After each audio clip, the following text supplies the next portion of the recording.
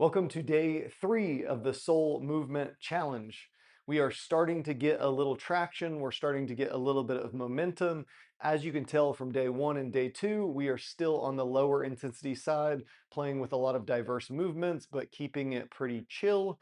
Today is not going to be a whole lot different. We're going to start out with the feet shoulder width apart, and if you can go barefoot for all of these sessions, it would definitely be ideal. It's just going to build a deeper connection with yourself and allow you to connect to the ground a bit more. So, with that in mind, we are going to start out with a rotation or a pivot, keeping the back nice and upright and allowing for the arms to stay relaxed.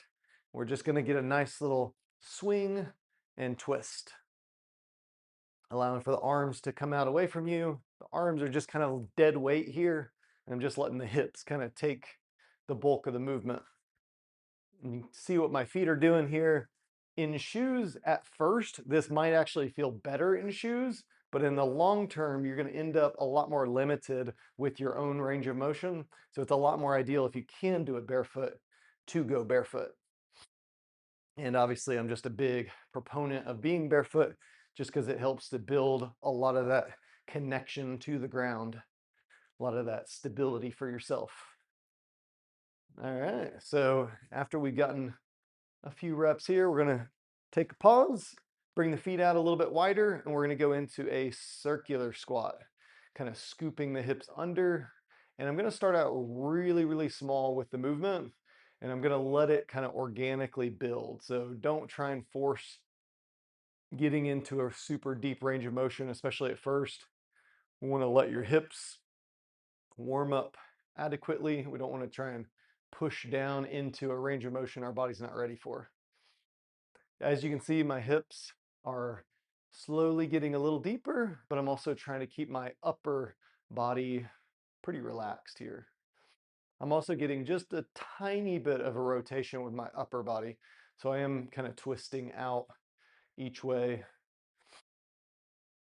This is kind of, you can almost think about this as like you're stepping under something. So you are trying to move with a little bit of a duck under. All right, and then we'll go the opposite direction. Again, keep it really small at first. It's going to be really easy to want to go deeper. It's kind of the natural inclination for most of these movements is to go a bit bigger than what you think, in order to, people tend to want to go for more intensity and they end up with less consistency. And the goal of this challenge is to build the consistency and let the intensity come after. Nice. Just getting a nice flow here, going back and forth. Again, a little bit of rotation. Upper body's still staying pretty relaxed. Nice. Okay. So you can shake that out a little bit. And then we're going to get the upper body a little bit more warm with a similar movement to what we did yesterday with a slight little twist here. So we just worked this little twist back and forth. We're going to do something very, very similar to what we did yesterday and to what that movement was. So now one arm is going forward, one arm is going backward, just like so. And I'm going to twist into the movement. And then I'm going to do the same thing the other direction. So I'm going to get this little swing happening.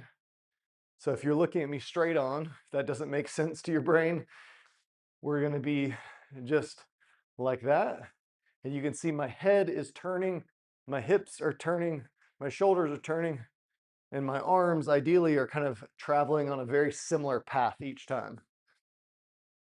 So we're getting the shoulders a little warm, allowing for the hips to move a little bit. And it's okay if you get a little messy here. We are still in these early stages. And right now we are just kind of playing with our movement. We're not trying to make it be super specific, trying to kind of keep it super broad. Nice, get a nice flow to your breath going. Nice, get some circulation and blood flow in the shoulders. So as those kind of start to feel a bit more warmed up, we're going to take it now into kind of our first up and down movement. We're getting on the ground, getting back up off the ground, and we're going to start with kind of a merge between a couple of different movements. So we're going to go nice and wide. So my feet are a little bit wider than shoulder width. I'm going to squat down. I'm going to bring my hands down, walk it out to a crawling setup, but with my knees really wide. Bring it back to that deep squat and then stand up. Now, if this feels super hard, you don't have to go quite as deep and you can kind of fold over more. So the movement might look more like this. Nothing wrong with that. Still trying to keep the knees from touching, but you do want the knees to come pretty close to the ground, and then bringing it back to that squat and then back up to standing.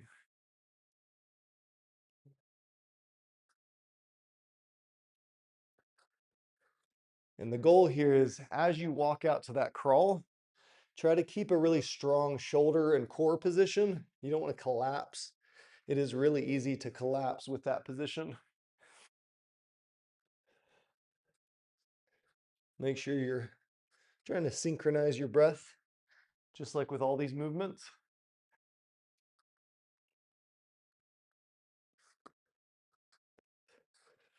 Nice. There are ways to make these movements harder, but I would encourage you right now to not do that. Even if you feel like you have more capability than some of these movements are requiring, really important to build a consistent practice and then let the intensity come later. So try and stay with me. It is not meant to be crazy intense at this point. Okay, so you can rest. We are going to bring it into a little side step, something that will feel similar to that marching movement we did on day one. Today, we're going to go in to out, and then we're going to go in to out. So it's kind of like marching, but instead of going up and down, kind of traveling on this circular pattern. So in to out, in to out. And as you're doing this, don't worry too much about what the foot's doing, even what your posture's doing. Just kind of let for the movement to be as easeful as you can make it. So the movement might have to be smaller, or you might have lots of range of motion and be able to go much higher. But keep in mind, we want the movement to feel easeful. And it's okay if you got some crunchiness in your joints, if the hips are talking to you a little bit, that's not a bad thing. It really just means that they want to tell you something. A lot of times when we hear the like crickle, crackle of the joints, that is most often our body telling us that that range of motion is just not one that we get very often. So our body gets excited and wants to tell something. So it's important to listen to those things, but keep in mind, if you keep the conversation nice and open, the body will have less to talk to you about. And that's kind of what we want. We want to keep the lines of communication nice and open. I'm going to do a few more reps here. Just getting almost like a stepping over movement happening. Nice, okay. And then we're going to move now, kind of another lower body oriented movement, but now we're going to get the upper body involved. And we did do a version of this yesterday, but we're going to do it a little bit more in a squat this time. So one hand on the hip, reaching the body over, and then coming back, doing the same thing. But keep in mind, today we're trying to, you don't have to be in like a super deep squat, but we are trying to get into somewhat of a squat here. So the knees do need to be bent. We're just getting a nice overhead reach.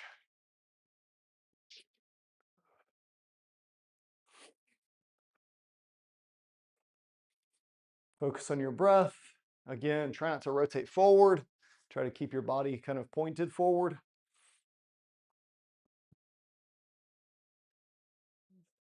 Okay, you can relax. Again, my goal is not to wear you out. Today is a little bit, just a little bit more intense than yesterday, but not by a ton. And then we're going to come back down to the ground. So you can come down however you like. And we're going to try doing a little bit different movement here. So we're going to try bringing the shins a little closer to you, kind of grabbing onto the shins here, because I'm going to try to round my back. In this position, I'm going to rock back and try to come back to this position. And there are some different variations. So if that feels really, really hard, that's okay. I'm going to show you another variation right after this. So I'm going to bring it back and forward. So that's option one. Option two would be that we start here and we drive the knees in and we just come back up. And then you can kind of get down however you need to. But if you're able to start from the top, that would be slightly more ideal. But again, holding on to the shins, rocking back. And the goal here is that it should feel really, really smooth on your back. It should almost feel like you're sitting in a rocking chair, and it's just a very natural pull back, pull forward.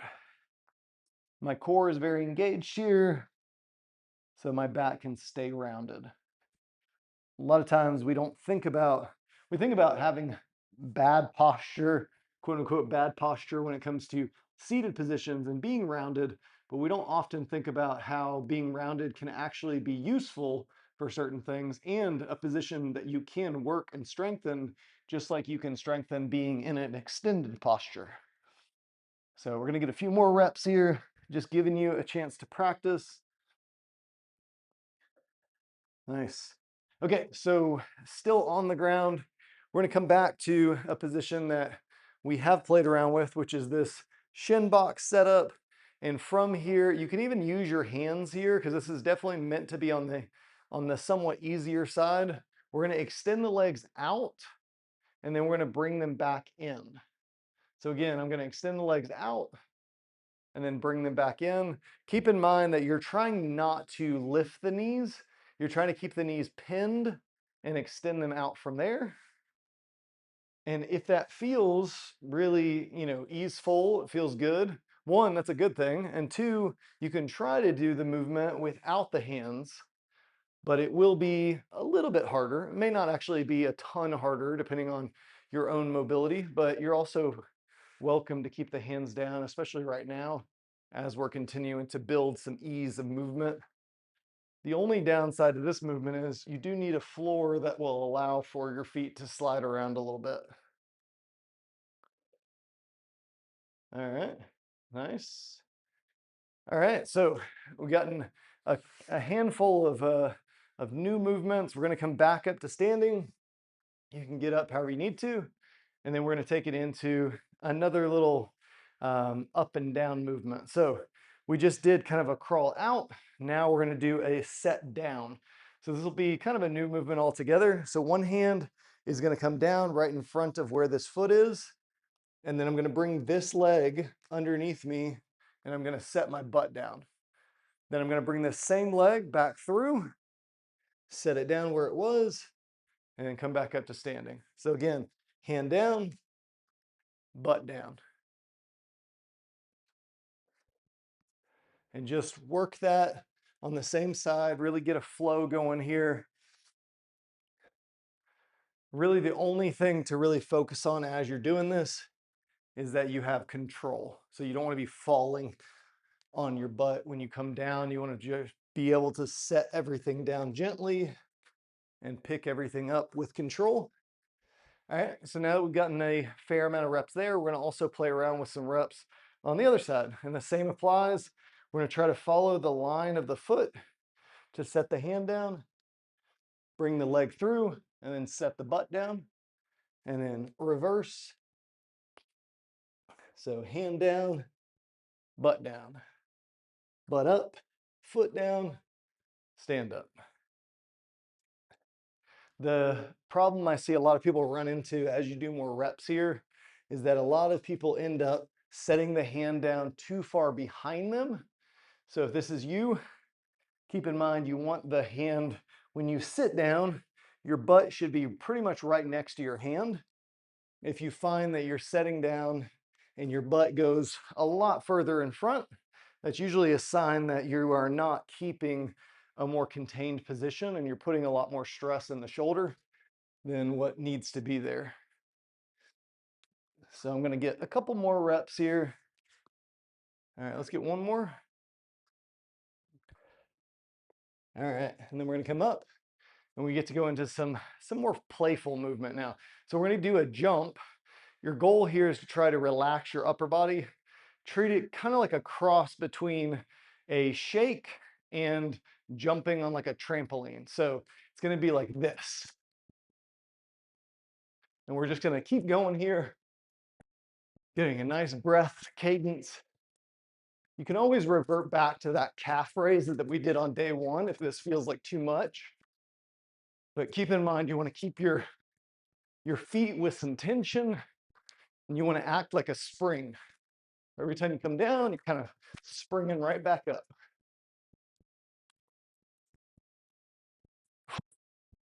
Focus on your breath. Just a few more seconds here. Okay, you can rest. Nice. Take a second. You can kind of, if your heart rate spiked up a little bit, you can let it fall. And then we're going to take it into something a little bit new. We're going to do 2 different steps inspired directly from Kung Fu. So we're going to go into what's called a hook stance, which means the front foot is going to go completely to the outside. And with that, the knee on the back foot is actually going to sit in to the calf.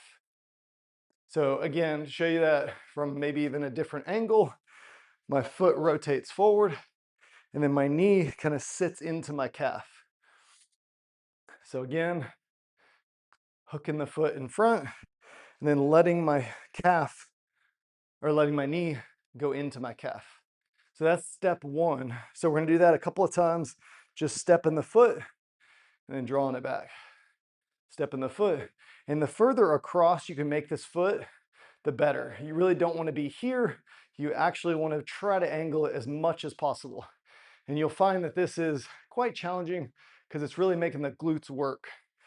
We're going to go from there into what's called a cat stance. So we're going to go to this position. And this front foot doesn't have any weight on it. So again, I'm going to come back. So my foot crosses, and then very gently, this foot is very light, setting the foot down and then reversing. I'll show you from a different angle. Cross, touch, come back, back, cross, touch, come back, come back. Again, cross. Notice that my knee is in my calf here. Touch, back, back. So again, straight on, cross, my knee is in my calf, touch, cross, back. All right, we'll do 2 more reps. Cross, touch, come back, come back. One last movement. Cross, touch, come back, come back. So hopefully that makes sense to you. If it doesn't, just try to move with some curiosity. Play with the angles a little bit. Again, try to focus on getting that knee, getting that foot to fully rotate outward. Now we're going to go with the other leg. We're going to do the exact same thing. So I'm crossing the foot. The back knee is going to be kind of sitting into my calf. And then I'm going to put all my weight in that foot and go into this cat stance. Bring it back and then back to back to standing. So again, cross, step, back, back. So cross. Now I'm alternating if you didn't already figure that out. So cross, step, back, back. So again, left side forward is what we kind of haven't worked as much, so we'll stay with that for now. So left foot crosses, right foot comes out in front, come back, come back. Left foot crosses, come out in front, back, back. I'll show you from another angle too. So crossing, stepping, coming back, cross foot stepping, coming forward, coming back. And I'll do a few more straight on. So cross the foot, step the foot, step it back. And even while you're doing these steps, trying to keep the posture relatively upright. I realize you'll be fixated right now on what your feet can do, but ultimately we want the body to be relatively upright so that you could see what's in front of you. Nice. Okay, you can shake it out. Realize super new movement, probably a movement you've never been exposed to before. And that's part of the reason why I'm doing this. I want to give you a lot of different diverse movements so that your body breaks out of the norm and you are moving in a lot of new ways, opening up new areas of the body, allowing you to kind of understand yourself and kind of what it feels like in terms of capability and restriction. So we are staying with getting some different styles of movement here, and we are coming back down to the ground. So we're going to go a little bit different on this next one. We're going to bring the knees out just like so, and the hands in. So my position is going to look like this. My knees are to the outside, and your goal here is just to see if you can go back as far as you can, maybe to the point where your heels can touch. But notice that my hands are flat in front of me, and then bringing it back down. Now, more than likely, this will look a little different for what yours might look like. Yours might look something like this. Nothing wrong with that. But ultimately, we want to try to stay low with the movement and allow for the hands to stay glued to the ground, trying to get the heels as close to the ground as you can. And we're just going to get some rocking in this position. And it's kind of an unusual position if you're not used to it. So feel free to take your time. You can play with where your hands are. Going a little bit closer will be a little more limiting from a range of motion standpoint, but it will be a little easier from a strength standpoint. A little further out, you're having to grip the ground a little bit more. A little bit further in, you actually can balance a little more on the upper body, or sorry, on the lower body. All right, and then we're going to come back up. And we're going to go now into the same kind of false jump that well, not the same, slightly different false jump than when we did yesterday. So we are now going to go, and I promise we're almost there. So try and hold out. I know today is a little bit more challenging than what day one and day two were, but I promise you today we're kind of right at the tail end. So just hold with me for just a little bit longer. So arms are going to be out in front. My knees are going to be in a kind of a quarter knee bend. And then I'm going to come up and then back down. Notice that my hands are going down as I'm going up, and then I'm shooting the arms forward as I come down. So heels are down here, heels are up here. And I'm just gonna get a nice little flow going. Again, I'm not jumping. There's a reason why it's called a false jump. Kind of looks like I would be jumping, but without the jump. You can keep the knee bend pretty small.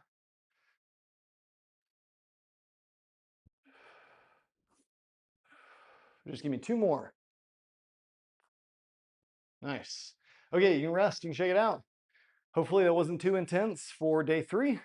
Looking forward to seeing and being able to be a part of your progress. Remember, we're in it for the long haul, so consistency is the name of the game. Today was day 3. Hope you'll join me tomorrow. Stay curious, my friend.